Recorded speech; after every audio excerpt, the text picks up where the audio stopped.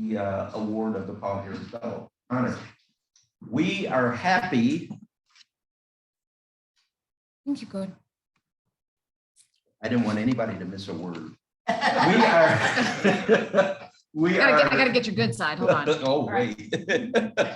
We are extremely happy to recognize today someone, actually two people. One of them is not here, but we're going to honor the person who is here today. Because this Rotarian, while new to our club, sort of, is certainly not new to Rotary. Has many family members who've been involved in Rotary in the past, and we were honored and frankly blessed to get her from the Big Charlotte Club when she transferred here. Marsha Webb has done simply an outstanding job in stepping up to leadership responsibilities. One of the things that drives me crazy, as a retired FBI leader, is hearing people talk about the negative aspects of leadership in Rotary. It literally, if you want to tick me off, that's one good way to do it. I just don't like to hear people say, oh, I only have 6 months left. We should be aspiring to positions of leadership in Rotary. This is where you have an opportunity to make an impact, not only on people's lives, but on the programs and the things that we do. And we are honored, we are blessed to have Marsha Webb as our president-elect for next year. She's volunteered for so many different things. She's at the diaper bank, she's at Medicist. When she was at Second Harvest when we needed help, she's there. And she's balancing it against having small kids, but she's always there. Yeah.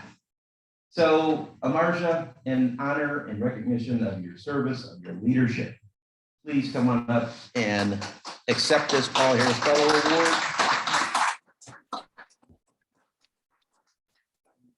And this is, I'm not going to pin this up, so that is yours. But we wanted to do this, and I got to tell you the backstory here. Hugh and Barbara Lewis, who aren't here, wanted to make a donation, and they asked the board to just provide the points to whoever we felt was most deserving. So you are that person, my friend, and thank you again for what you're doing for this club, and most importantly, what you're doing for Rotary. You're setting an example, and we will follow you.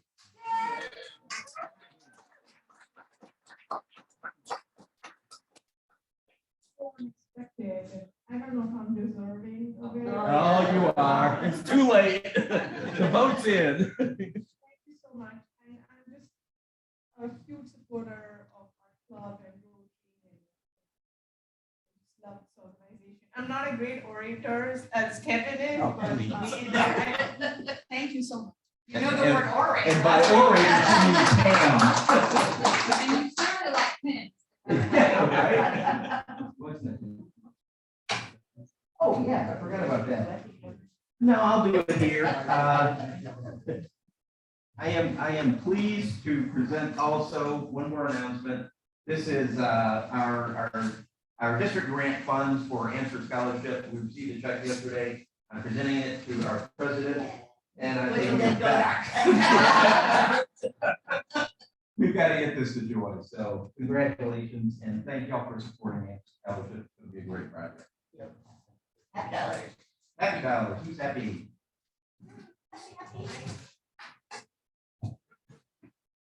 Oh. I see this young man digging his pocket. So Okay. I might have to understand. Kevin, I can do that. I got it. There's something very wonderful about walking into this place because it is contagious. So to offset your frustration over people who put down at Rotary leadership, I just want all of you to look around at this small gathering and those folks up on the screen and realize the incredible that this club does year after year after year after year. And I'm going to make a statement of faith since Simon is here. I'm expecting that he's going to do a fantastic job telling us what we need to do to continue supporting Rotary and Rodeo Plus. And I want to tell you one other thing, not because we got time to waste, I will shut up, keep writing. Very quick. Well, we were riding in this morning and we were playing Beethoven's Ode to Joy. And it was with all the stops pulled out and Lori and I looked at each other. Favorite thing was, so I was grinning before I got here. I have not stopped grinning since I got here because of all of you. We'll put an end to that. I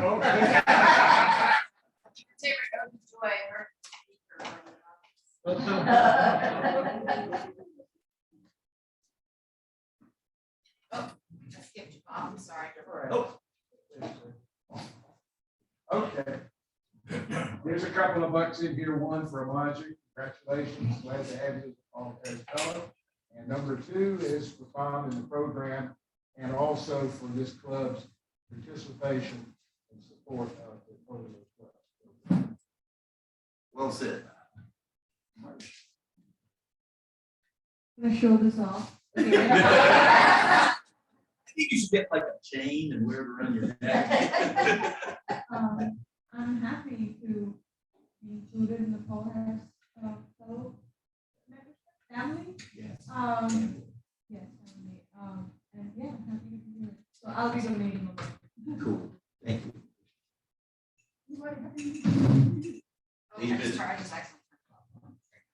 That wasn't an accident. Subliminal. Subliminal or subconscious? Yeah, that's right, that's exactly. Mine is for congratulations, Marge, of course, and also a special thanks to John Beringer because he allowed Glory to come to our meeting. I am happy to, and I will make my contribution online, but just happy for all y'all being here. I'm happy to be a member of this club. Happy for Amarja and for our unnamed Paul Harris Fellow, but who has also stepped up to leadership roles here at the organization. So thank you all for being here. I'm especially happy today too, though, to see once again Barbara, Gloria. Thank you both for being here. It's always good to see you.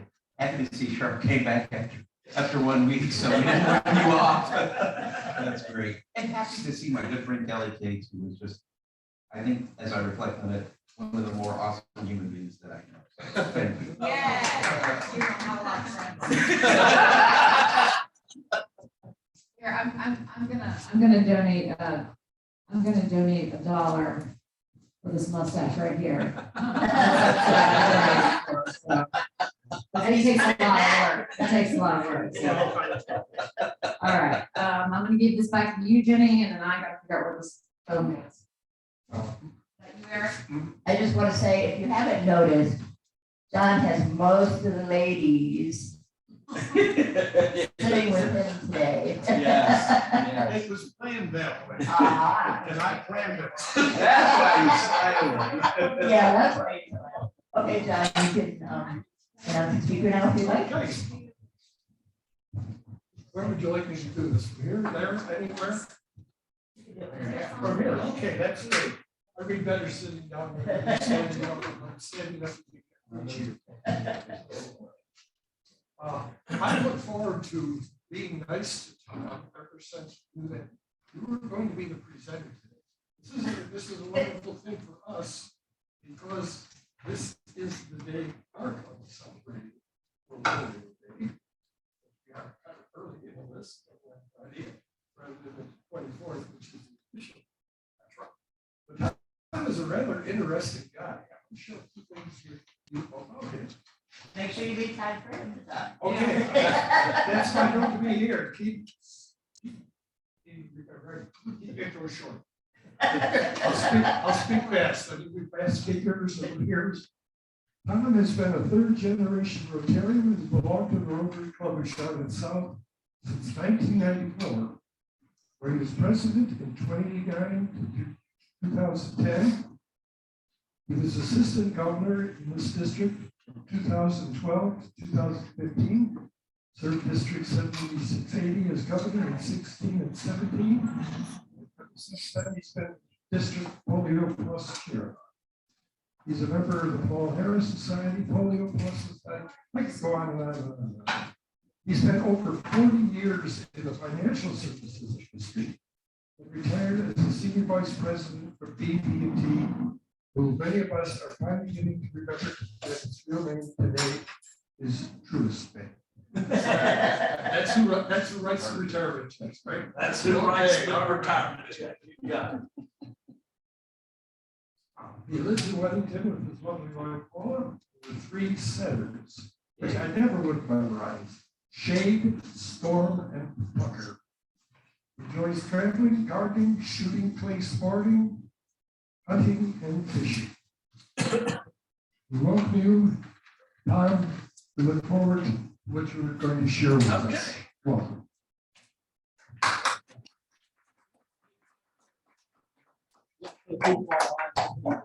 Yes. Yes. Okay, where do I need to stand?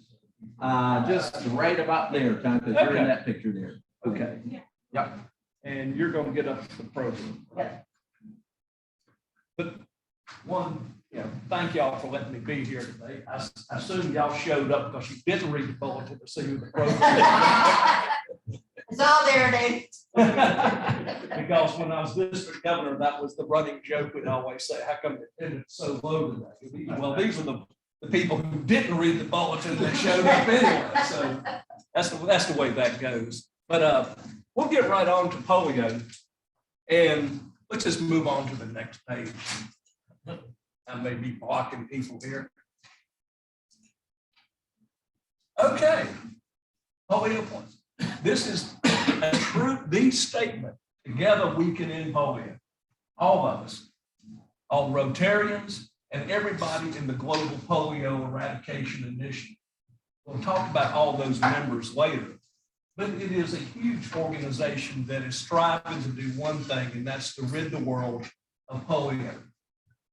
We'll talk about wild polio, we'll talk about vaccine-derived polio.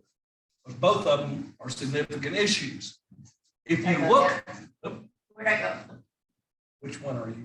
Oh, go back, go one One more back. forward.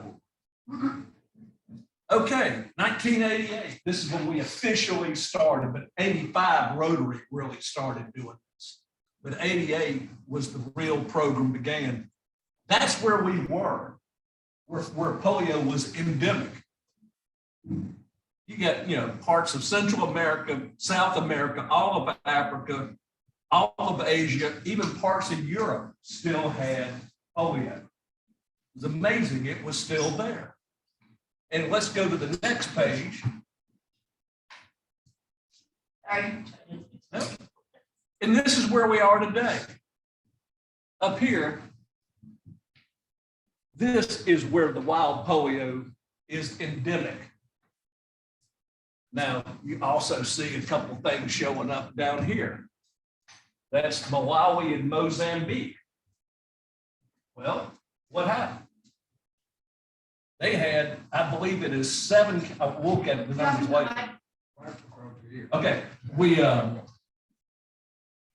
had some cases show up in Malawi last year, 1, and 7 have showed up, I think it's 7 this year in Mozambique. They're traced genetically all back to Pakistan. So they came via an infected person down into an area where you didn't have good vaccination and it was able to spread some. They've only had 1 case. They have not had another case in Malawi this year. It's all been in Mozambique, but it's all right on the same area because they border each other and they're working very hard to do it. The darker areas are where the vaccine-derived polio is. Now, you don't get polio from the vaccine directly. That is a misunderstanding. You get vaccine-derived polio where you give the vaccines. This was engineered specifically to be very active in the human gut where polio is naturally very active, but not transmit into the nervous system, the blood system, to where it has the paralysis effect. So you get them, you're infected, but it goes away. Just like a flu does or something, a cold, it goes away. But you do excrete the virus out in human waste. So if you have areas with poor water sanitation, where you can expose other people or you could get exposed. That's how it transmits. And then if you go a year, 18 months of this vaccine-derived polio, because of no protection virtually to the people there, then each generation, it can mutate just a little bit. That after so many mutations, it can, in cases, get back to being a more virulent strain. So it's not the original one, but it's only in type 2 polio that we're having that issue effectively. It's only one type. How is it transferred? How's polio like? It's a waterborne disease. Human waste in the water and you come in contact. So that's why it's prevalent in third world countries with poor water and sanitation and not everybody being vaccinated. That's how it happens. So you sneeze on someone? No, Okay. it's not airborne. It is. Yeah, it's like molecules. of water. That's why if you go back into the 30s, 40s, 50s, this was a summertime disease. That's when kids went out to the creeks, the lakes and stuff. And then that's where they got exposed. They didn't know the dynamics of it at that time, but it was like people realized, well, it happened in the summertime. That's when they closed the pools down. They did all sorts of things like that. They didn't really realize the dynamics of the disease for a long time. So let's go on to the next page.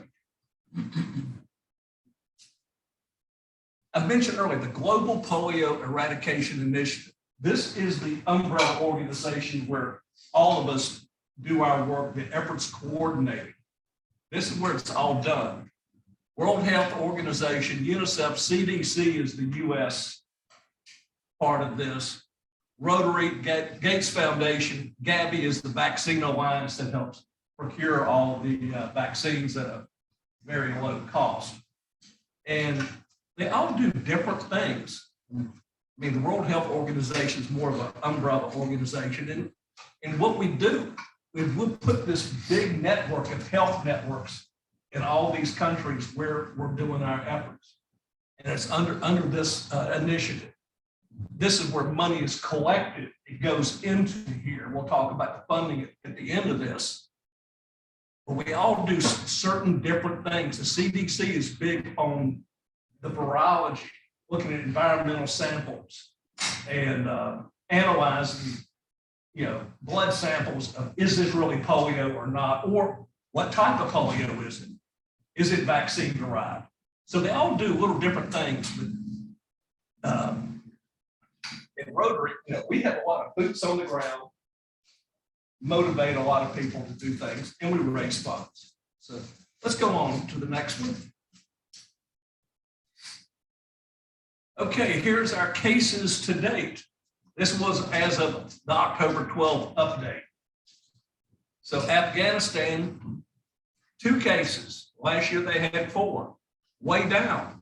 And I'll say this, people think, well, we don't know what's going on in Afghanistan, but one thing positive in the way of looking at polio in Afghanistan, not talking about the people's flights or understanding or political or anything else, but you now have one group who controls the entire country. And they have agreed to have big vaccination campaigns. They have vaccinated over 3 or 4 million children this year. They have vaccinated a lot of children and allowed that to happen. And you don't have the issues of, oh, we can't go here or we had our workers killed there because everything was in turmoil. The one side effect is they control everything. And if they say we can do it, we can do it. The Are they issue, vaccinating girls? they vaccinate everybody. Okay. They vaccinate children. That's what they do. Under 5 children, that's the target audience. And we try to do it to get at least 3 doses along the way in various years. You get 3 doses as we go through.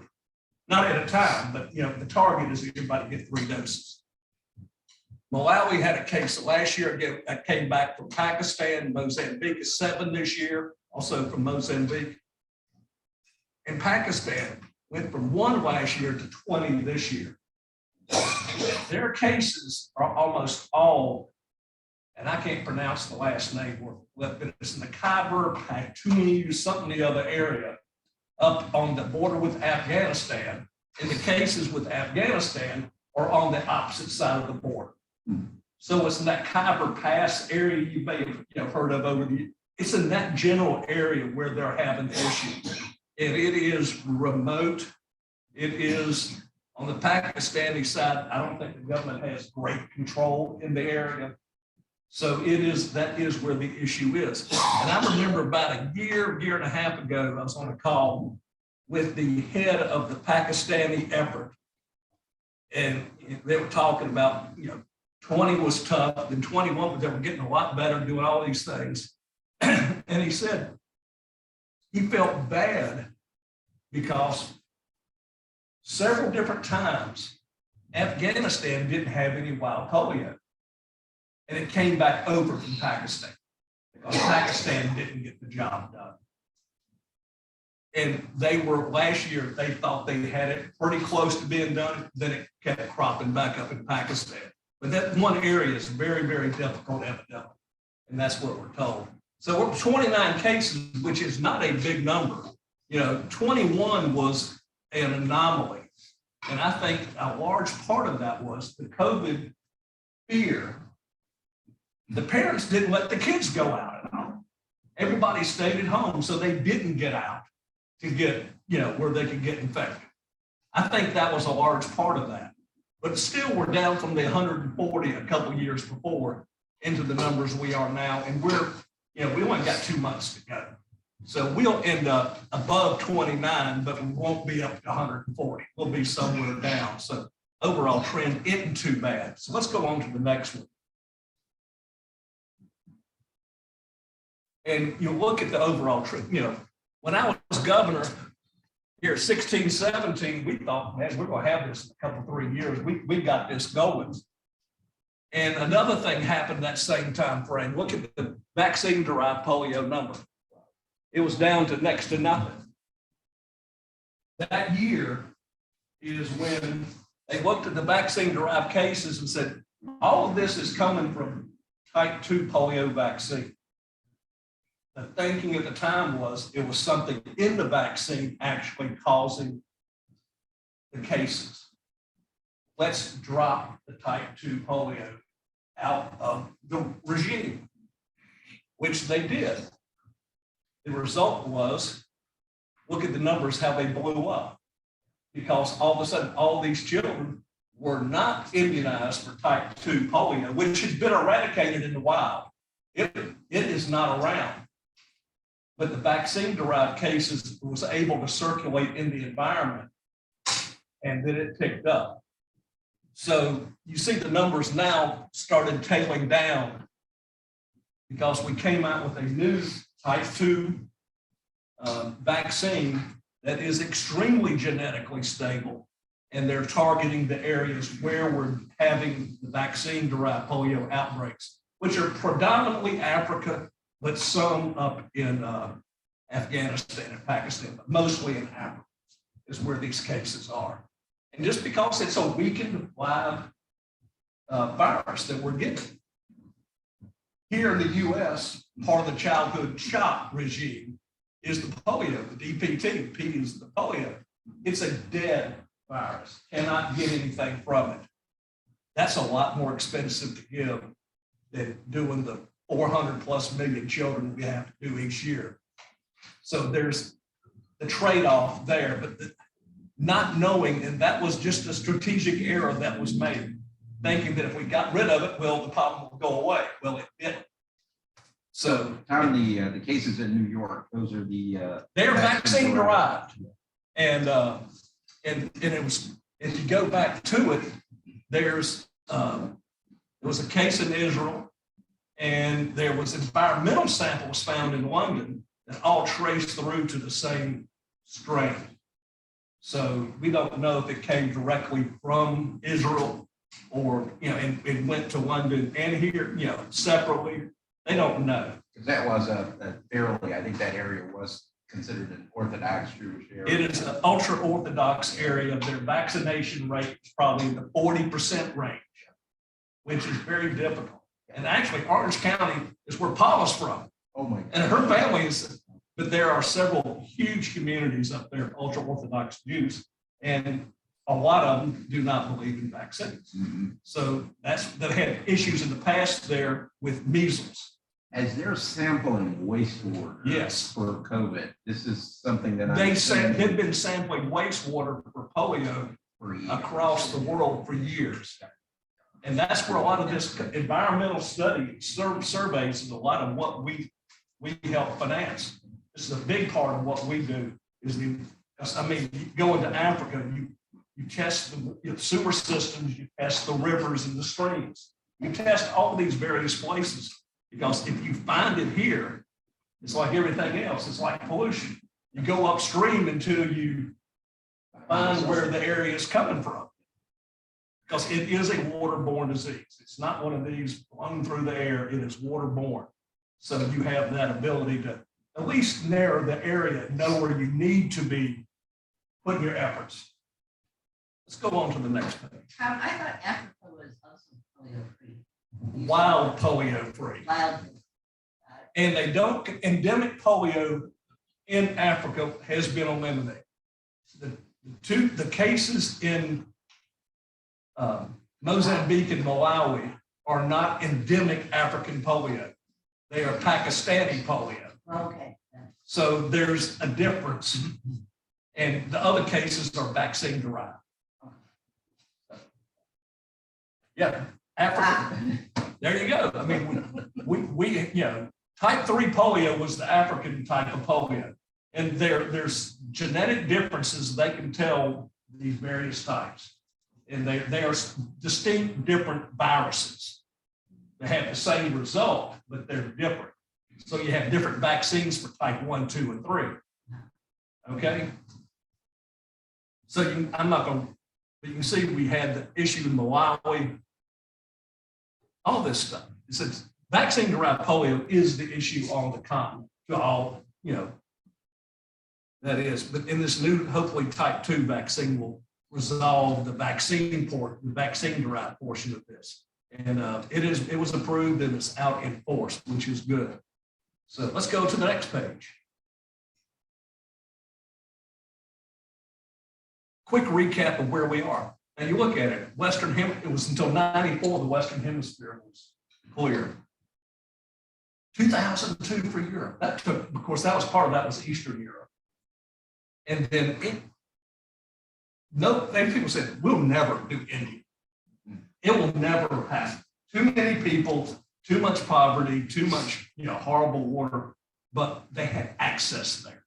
They had access to the children and they very organized, very strategic about it.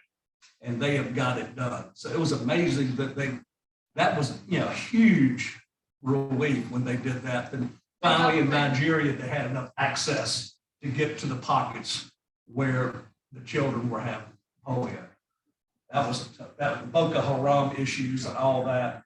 It's access. It's getting to the children.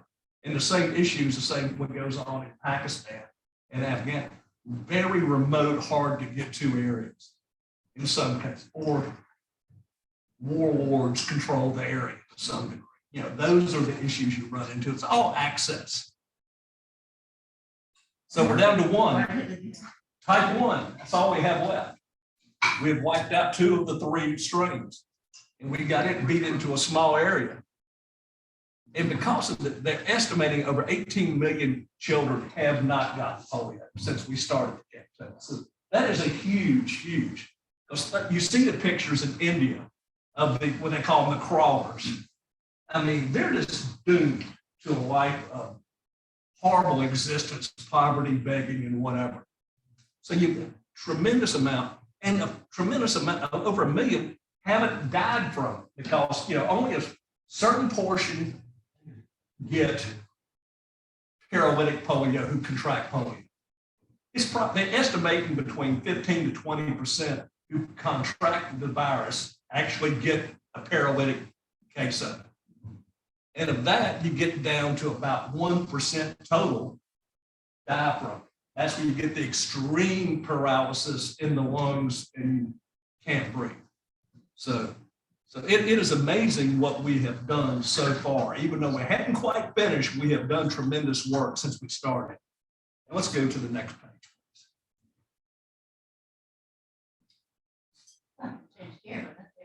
And we've covered a lot of this vaccine-derived polio already. But it is an issue we have to deal with. But we think we have got this figured out with this new type 2 vaccine that we have. As I look at the whole thing, and for the last number of years, there's only been a handful of type 1 vaccine-derived polio cases that showed up. It's all type 2 polio. So they realized after the fact that it was not as genetically stable as they thought, and it was able to mutate. So the same thing that stops wild polio stops vaccine-derived polio. Access immunizations over and over and over and over again. And when you have bad sanitary conditions and kids are having dysentery, diarrhea and stuff, you have to vaccinate them a lot to get the effect. It's not like one drop does it all. They estimate it takes 3 good doses to get in that high 90% range of effect. What's the interval rate for those, Tom? They say, again, after 3 months. So, they try to do it as often as they can. They don't mind. This is not one that's going to really, it's not like a COVID shot that's probably really jacking you up, if you know what I'm saying. But they say after 3, and it's just like the childhood shots you have here, if you know what the intervals are there. By 5, they had all gotten at least 3 rounds of this stuff. And that's the goal. DPT, yeah. It's at birth, at 1 month old, then 6 years, and then 12 years. My son was born in. Yeah. We haven't had that problem in a while. But you know what? It's good to have it Yes. because, we have sections of this country where they're, that don't do vaccine work, at all. And I hate to say it, we're seeing more and more places where you have getting poor sanitary conditions because of like the homeless situations and stuff. I mean, you look at this, and I look at LA and those areas around there and say, this is a ticking time bomb, environmentally for a disease like this to spread. If it doesn't you don't have the vaccinations to keep you from getting it. Poor sanitary conditions, really a trouble. So let's go to the next page. The way you do this to break the cycle, vaccinate 450 plus million children a year. That is a huge task because you still got to vaccinate in all these places around. They still vaccinate in India. They give out, they do that. They do it in all of Africa and all these different places. They do it in Afghanistan. There's huge amounts of places they still have to do it. Either vaccine-derived polio's out there or they're in close enough proximity, and we all are with an airplane in close enough proximity, especially if you don't have the very good water and sewer systems. We do a lot of surveillance to keep track of this stuff, see what's going on. We got the new oral vaccine.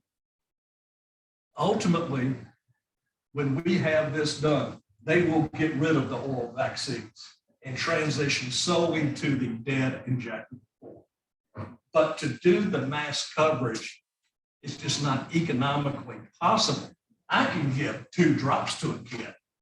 I'm not sticking anything in their arm. Let's put it that way. And the health network it would take to support that, because we have a tremendous health network out there. Love your microphone. Oh, I'm sorry. We have a tremendous network out there. But when it comes to actually giving the vaccine, 2 drops you can do quick. The other is just so difficult. Anyway, so let's move on to the next. Okay, what does this cost? This is where the ask always comes in. It costs nearly $1 billion a year. That is a lot of money. And it all comes from voluntary funding sources. Governments around the world do it. US provides money through the CDC. Rotary, we provide, we'll show it later, but about $50 million a year. Gates matches that, so we get 150 impact out of it. But we have this big network of healthcare workers around the world. Think about that, 50,000 in this network. They were, transitioned quickly into COVID to help with COVID when that came through. They are also been selected as one of the, I guess they call it the tip of the spear for future pandemics to identify and help react to it. So that network has become very, very important. It was used when the Ebola breakout came in Africa and helped contain it. So this network that we're supporting does a lot more than just polio. That's what you call plus all these other vaccinations and other health things that go with it. So I hear people say, what are we going to do after we get polio? Well, you got a network of healthcare around in these third world countries. If you just keep doing that and keep that step, set up, you've done a tremendous amount of impact in the world because that's there. Why let it disappear? You have it, keep it functioning. It will help us in the long run. Obstacles, poverty, isolation, religious objections, conflicts, and there's always the vax deniers that are out there for various reasons. And it comes and goes. Pakistan a few years ago had some horrible issues with people claiming the vaccine was doing this, that, or the other. It was the real issue. We've had workers killed. I mean, a good number of them. I think recently we had some, but a few years ago, I think there was 60 in Pakistan were killed. I mean, this is not easy, safe work in places. So, I mean, it is very, very tough work, and God bless them. I'll just say that. So let's go on to the next part. Here's the money. You see the Rotary International 50 million with the Gates. We have reached our goal for the last number of years. And our zone made its $2 million goal last year. We didn't get our district goal last year. We were short a bit. Our goal this year is 99,000. And if I could find my little trusty note here.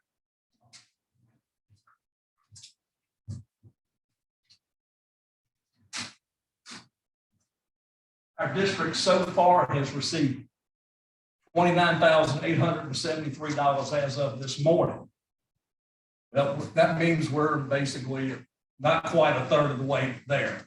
And usually by now we're farther along. So anybody wants to keep making more and above, because there was a significant gift in this number to get us to where we are.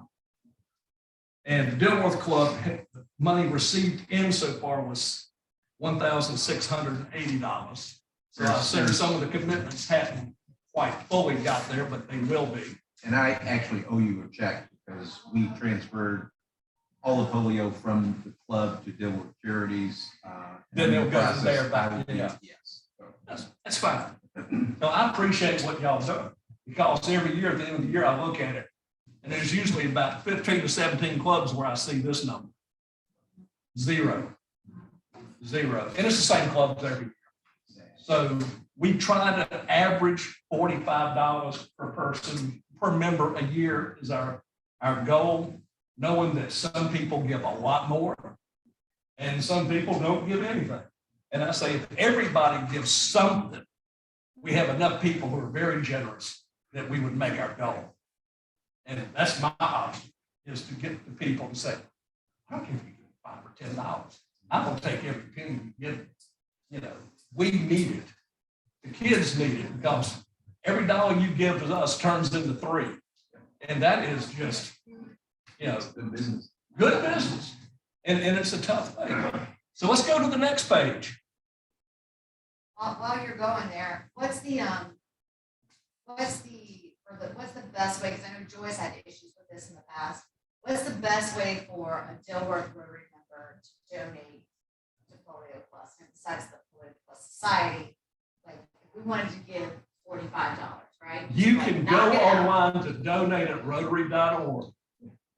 All right, so You get instant Rotary.org. credit for it that way. And you, Because- identify yourself as a, Yes. as the club. If you log in, it will know who you are. Okay, And then you go down to the donate, it'll ask you for what area you want to do it. I mean, there's the annual fund, there's the world fund, there's a general or There's the something. endowment. There's fund. endowment funds, But it'll- and then there's the polio. I'm not sure if they list it's polio eradication now. They kind Yeah, of I changed the can't word. remember. But it'll say it's- polio or it's something. And you click that and put your dollar amount and go. That's the simplest, quickest way, because it'll show up the next day. You get credit for it instant. Yeah. is it still in our, is the link still in our, yeah, in our newsletter? Yeah, or just type in Rotary.org and it's gonna pop up on You know, we your make it search. easy for people to give money. That's the way to do it. And y'all are very familiar with this form because Yes. a lot of y'all have done this. And thank all y'all for doing this. Your club, again, we said we had 19 and we had 55 people sign up so far. So y'all are by far the leaders. Thank you, thank you, thank you. That's off the Dilworth. Yes. Good job, good job. Good job, Bobby. And you're not done. And you're not done. That's Still it. got forms right here. That's it.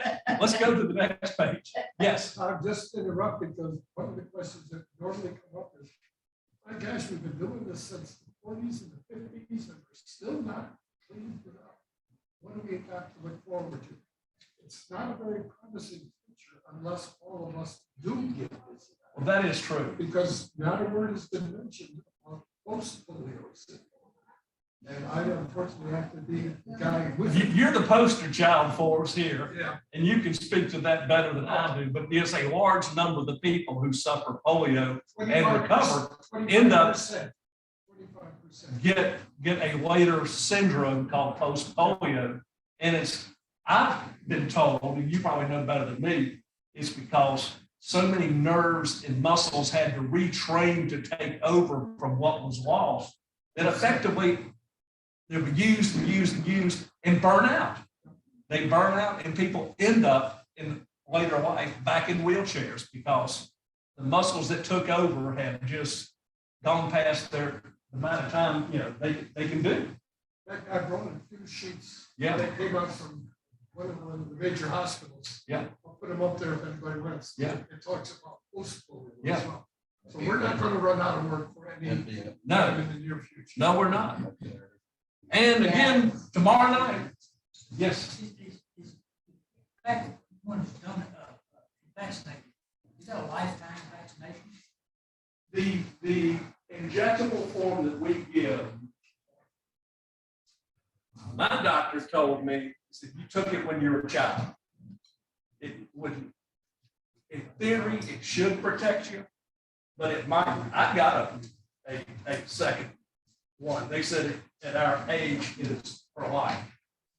But I've gotten one just to be safe. I mean, I understand some of these stuff. All this Yeah, background. yeah, Because, I mean, I'm sitting there thinking, you put $550 a year. yeah, In the same thing. yeah.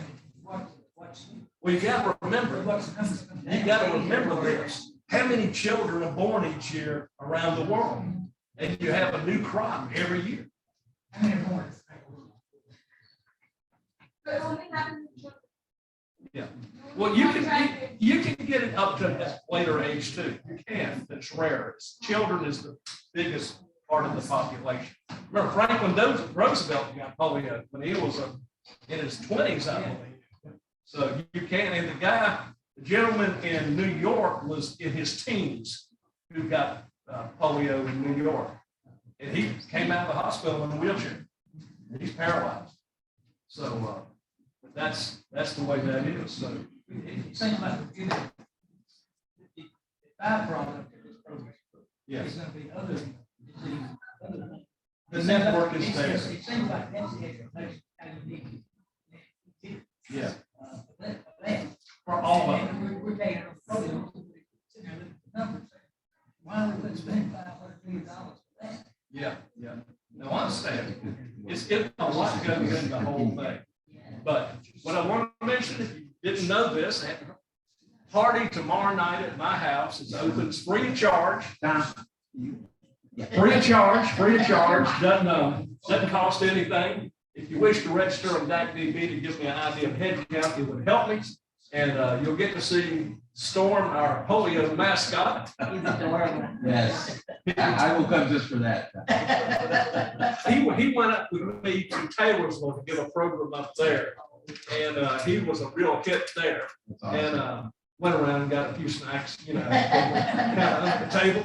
But and he got some good pictures at the the Rotary Pavilion they had built up there.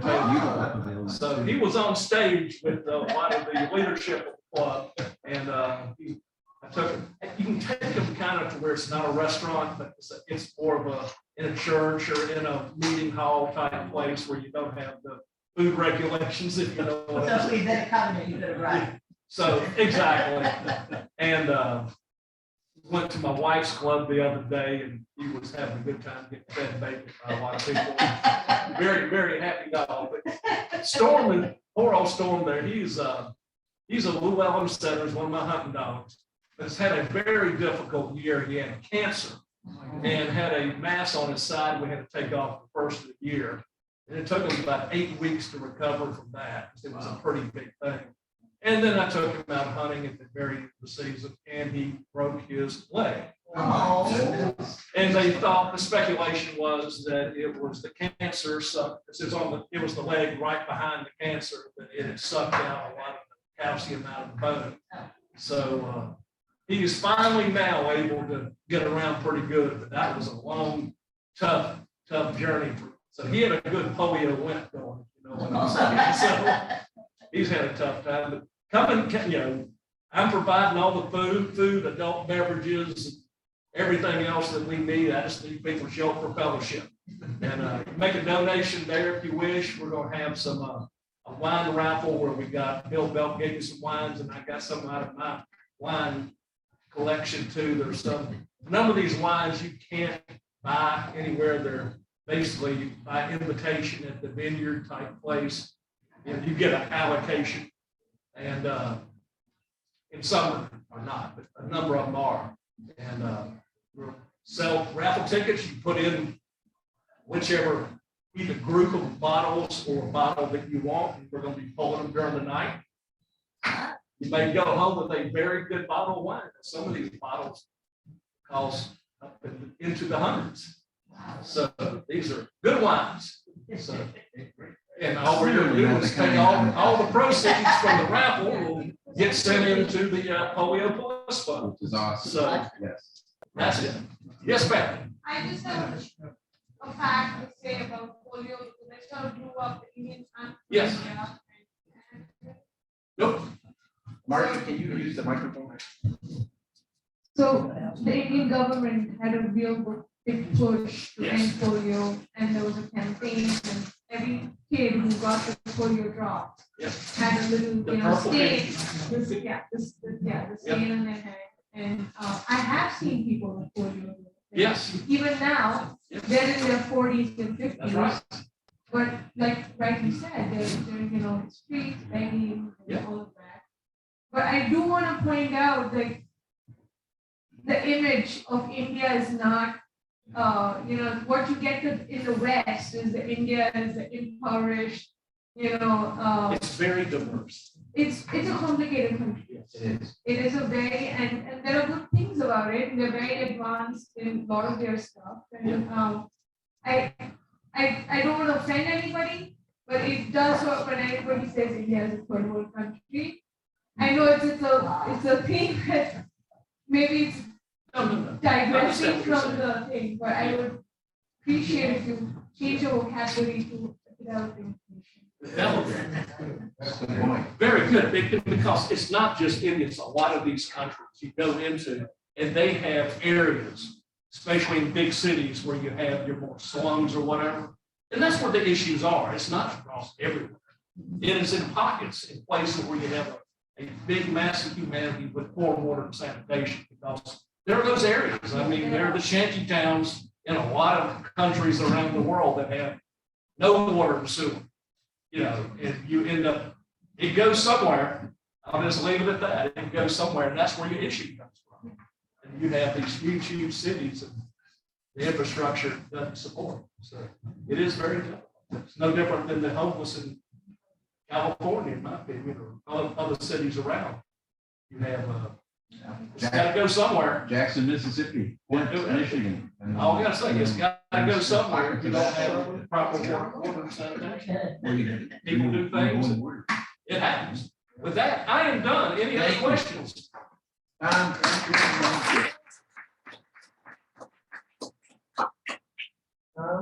On behalf of our club, we have a couple of things. First of all, thank you for being here today. I want to get you this reusable grocery bag. This was actually developed by Marja as a project for us. And our obligatory mug, which is in honor of not just you being here today, but for your years of service to this cause. You have been a great spokesman for the eradication of polio. And what Tom says is true. It's not so much that there isn't polio, of course, it's still here. It will be with us for a while. We want it to go away. But the beauty of what Rotary is doing is creating these avenues for surveillance that help us to identify other issues. That's the beauty. That's the investment that we're making. It's just one pandemic away. Yes, do not say it yet. We need you to pull a ticket, sir. You could just announce the last 3 digits. Give us. There will be no wine with this. 2, 3. No, hold on.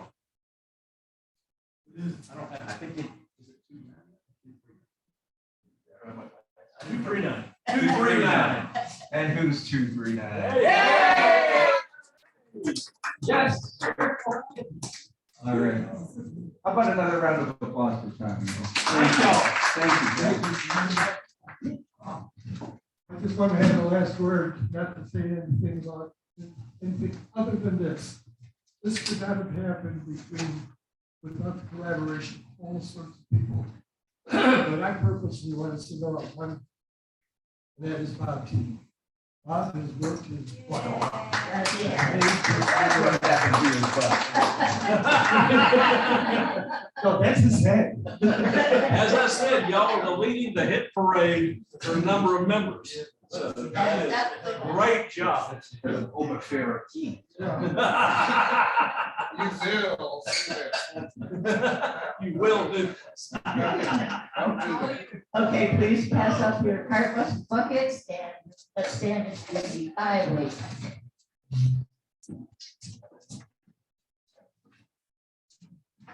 Of all the things we think they are due, number 1. Is it true? Number 2. Is it fair and serve? Number 3. Will go without friendship. Number 4. All concerned. And number 5. Thank you, everyone. Thank you online for being here. And hopefully you enjoy it. See you next week. You need 13.